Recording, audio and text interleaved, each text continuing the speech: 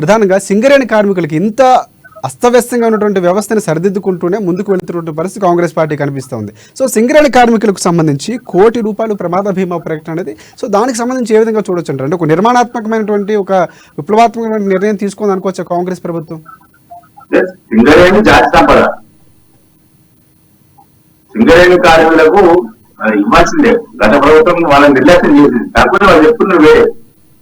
కార్మికులు నమ్మేశారు గతంలో, ఏదో చేస్తాడే ఇది లేకుండా ఏ పని చేస్తాడే అనుకున్నాం. ఖచ్చితంగా కార్మికులకు ఇవ్వాల్సిందే వాళ్ళ శ్రమ.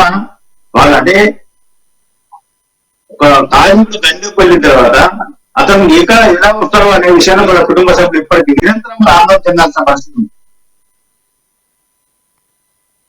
ప్రకృతిమా లేకపోతే మానవ తప్పితమా, యంత్రలోపమా, ఏ రకంగా జరుగుతుంది ప్రమాదం అనేది ఎవరికి తెలియదు. మనం చూస్తూ ఉంటాం.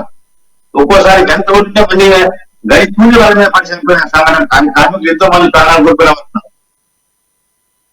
అట్లాంటి వాళ్ళకి ఎట్లాంటి బీమా సౌకర్యాలు కల్పించడం అనేది ఉత్తమమైనటువంటి విషయం. ఇది నాకు తెలిసి అత్యంత విలువైనదని నేను అన్నాను.